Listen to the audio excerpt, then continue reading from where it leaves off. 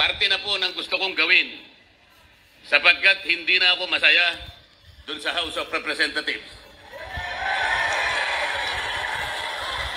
Pagka nilalaban natin ang katwiran, pag sinasabihan natin sila kung ano yung tuntunin, kung ano yung dapat gawin para hindi nag-aaway-away, baligtad po yung nangyayari.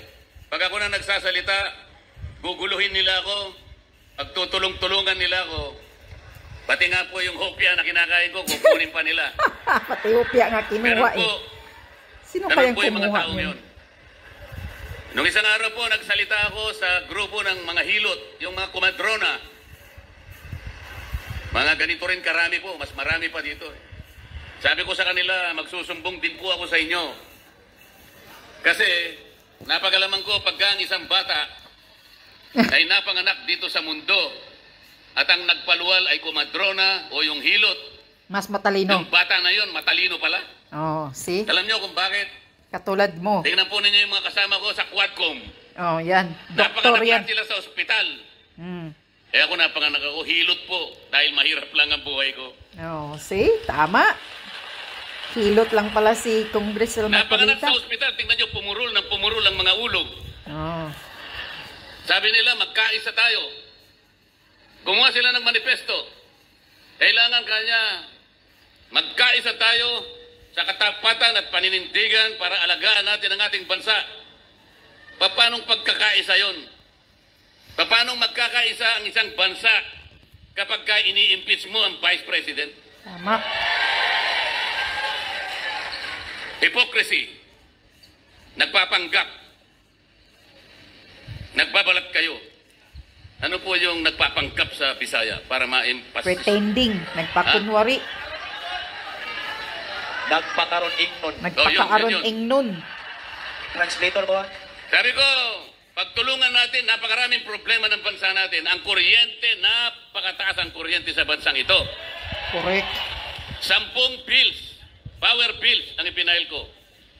Wala kahit isa ang dininig sa committee. Paano ba puro Quadcom na lang? Lahat ng panahon, lahat ng atensyon binigay lahat sa Quadcom. Wala nang panahon para dinggin yung mga panukalang batas na makakabuti sa tao. Ano po ba ang layunin ng ating batas sa kuryente na ginawa 23 years ago?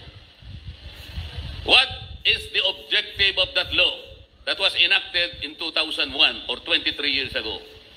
To ensure the delivery of quality and reliable and affordable rates of electricity in this country.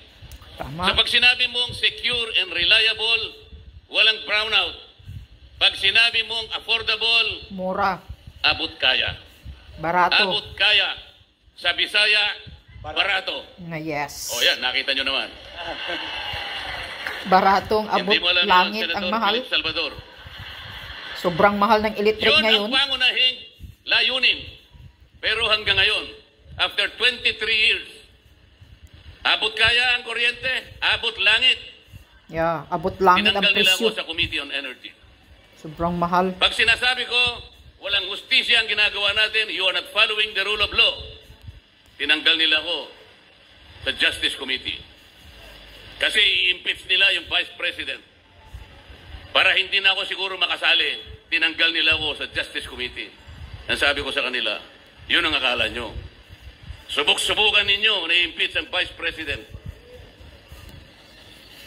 I will suggest to her that she should engage me as her defense counsel. Yes. Kasi mali na po ang nangyayari. Tama. Wala nang hustisya. Sabi ko sa kanila, bakit ninyo sinusuri ang confidential funds ng Office of the Vice President? Why? If you are honest in trying to enact a particular law, kasi po, inquiry in aid of legislation. There are more than 400 offices and agencies of government, beneficiaries of confidential funds. They were also notified by the COA. Kaya nga. Meron silang audit observation memo. Bakit yung opisina lang ng Vice President ang ating iniimbestigahan? Yeah. Kung talagang hindi kayo namumulitika. Tama. 400 offices Ayaw 400. niyong imbestigahan. Oh. Only the office of the Vice President. Oh, you see? Politika po ito. Exactly. Pangalawa, sabi ko, yung pag-audit, yung pag-examine ng mga papel, ng mga reports about public expenditures, ito po'y trabaho ng COA. Correct. There is only one office. There is no other office mandated to audit and examine expenditures of public funds. Only the Commission on Audit. Ang sabi ko, bakit po natin ginagawa ang trabaho ng COA? Kayo naman, Commission on Audit, bakit nyo sinurrender ang inyong tungkulin? Mayroon pong problema dito, sabi ko. Nilalabag natin ang saligang batas. What was delegated can no longer be delegated. Kaya lang po pag ako nagsasalita ng ganito, pinapaalala ko sa kanila, tinuturuan ko sila, ang pinasasagot nila sa akin, yung mga magugulo. Guguluhin nila ako. Hindi Correct. sila makikipagdebate. Ang gagawin nila, manggugulo lang. Ginugulo ka nga Pagkatapos, lagi nila. papatayin nila yung aking mic. Bastos talagang tuwad ko. Papatayin nila. Ganito po ang nangyayari sa ating bansa.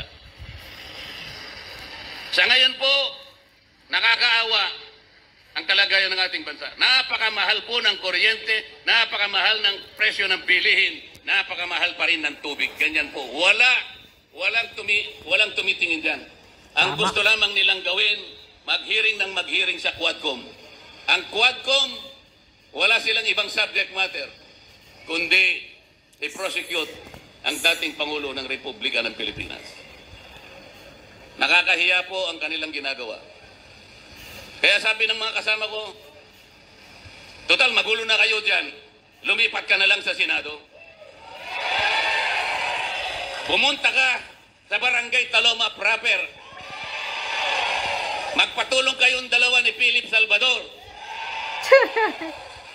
Para sa ganon, magkaroon ng kalidad ang Philippine Senate. Exactly. Tingnan po nyo ang Senado ngayon. Tingnan nyo ang Senado ngayon. Kumbaga sa niluto, hindi mo malaman kung anong klaseng luto. Walang timpla. Kilala nyo naman kung pabalik-balik na lang sila dyan. Eh kayo rin naman kasi may kasalanan. Paulit-ulit. Pabalik-balik. Pagkatapos ganito pa rin ang kalagayan ng ating bansa. Mahirap pa rin ang ating bansa. Merong isang matanda na nagsalita. Isa siyang scientist. Insanity, sabi niya. Sa Tagalog, kabaliwan. Ano po yung insanity sa Bisaya? Buang. Buang. Kabuangan. Kabuangan. Insanity is doing something over and over and over again. Yes, ang kabuangan ng But gobyerno. expecting different results. Boto na kayo ng boto sa kanila. Ganun pa rin. Hindi tayo makakakuha ng resultang mabuti para sa ating bansa. Tama. Bakit hindi natin testingin si Philip Salvador? At ikaw Isama talaga niyo ang kami kailangan namin sa Senado. Kahit hindi mo malaman kung anong klaseng niluto ang Philippine Senate. Sabi nila sa akin, paano, isasama mo ako dyan. Hindi pala magkakapareho yung sahog, hindi magkakasama yung sangkap. Hindi natin alam Kung anong klaseng kung luto. anong lasa niyan. Tapos ilalagay mo pa ako dyan, isasama mo pa ako dyan. Hindi po, ganito po ang gagawin. Tama. Kailangan iboto natin si Congressman Marcolita pagka-senador, mga kababayan. Natin. Dahil nga hindi natin maintindihan kung anong klaseng luto na yung Philippine Senate, kayo po ay ilalagay natin dyan para po magsilbi kayong magic sarap. Baka po sa lasa, nagkaroon man lang ng lasa yung luto na yan, baka magkaroon tayo ng pag-asa. Yes. Tingnan po ninyo yung corruption dito sa bansang ito. Yung corruption, nalulunod na tayo sa corruption. Tama. Magkano ang ginagasta ng ating bansa araw-araw? Magkano? How much does this country spend every day? Do you have an idea? 15.8 billion pesos every day. Magkano naman ang ating kinikita araw-araw? 11.7 billion pesos. Kulang-kulang So pa ang gumagasta kita. tayo ng mas marami kaysa sa kinikita natin. Anong deficit? 4.1 billion pesos. Yan po ang inuutang natin araw-araw. 4.1 billion pesos or about 270 million pesos every hour. Bagsak. Magkano na po yung ating utang? 16 trillion pesos. 16 trillion pesos. Bigay ng akap. Akap dito, akap doon. Puro akap. Hindi po yan ang gawain ng House of Representatives. Tama. Hindi po yun ang aming gawain. Wala po kaming gawain na kami ang magbigay ng kung ano-ano. Tingnan po nyo yung ginawa nila. Tingnan nyo yung politika. Ang budget po na pinresent ni Inday Sara, 2 billion pesos. Ano ang ginawa nila? Tinanggal po nila, sabi nila, hindi, gawin na lang nating 700 million. Kasi yung ibang budget mo rito, ginagawa na rin ng DSWD. Yung iba, ginagawa na rin ng DOH. Yung iba, ginagawa na rin ng CHED. So, para walang duplication, tanggalin na natin yan. 700 na lang ang budget mo, Madam Vice President. Kaya nga, Pero minaliitan. tingnan, sila nang namimigay sa binibigay ng DSWD. Akap dito, akap doon, puro akap, puro akap. Kunin po ninyo yung pera, hindi kanila yon, pera ng gobyerno.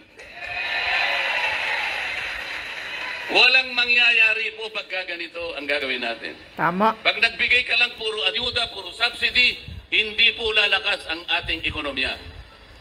Ayudang Mangyayari Pilipinas. Po pagkakuha ng pera, pupunta po sa mall, wala na. Ubus na. Walang production na katapat. Hindi aandar ang manufacturing. Hindi aandar. Kailangan po umandar ang manufacturing para tumaas ang ekonomiya. Maraming trabaho ma-generate, maraming produkto ang makukuha, bababa ang presyo ng pagkain. Yun po ang dapat natin gawin. Ang pinaka-problema ng Kongreso ngayon, yun pong oversight function, wala na pong nagbabantay. Marami pong batas na magaganda. Pero wala na pong nagbabantay sa pagpapatupad ng mga yan. Katulad po ng sinabi ko sa kuryente, 23 years ago, dapat mababa ang kuryente.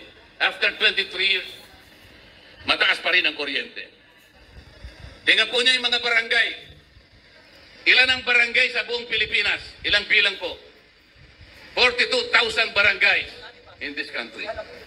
Ilang porsyento po ng 42,000 barangays ang nakatitindig sa sariling paa? How many percent are self-reliant? 2%. 98% gumagapang. Magkano ang sweldo ng kapitan? Average, buong Pilipinas. 5,000 pesos. 5,000 pesos. Kaya pala, Sa ibang mangungurakot. affluent barangays, 38,000 pesos. Hindi magkakapareho. Magkano ang tanod? 800 pesos a month. Paano mabubuhay ang tanod? 800 pesos a month. Kaya nga, 24/7 ang trabaho.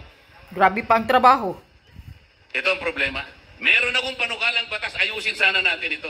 Sana yung agwat, yung layo ng kinikita between 5,000 pesos and 38,000 pesos, medyo mapagdikit lang ng konti. Hindi po nadinig, minsan lang nadinig yung aking panukalang batas. Kasi po kinukuha lahat ng Quadcom ang panahon. Yung magagandang panukalang batas, ayaw po nilang simulan. Ayaw Ang na gusto nilang nila lamang magbigay simulan ng benepisyo ay kung paano sa taong uusigin bayan. ang Pangulong Duterte. At kung paano i-impeach ang Vice President. Kaya ako nagpunta rito para malaman ninyo ang tunay na nangyayari sa ating bansa.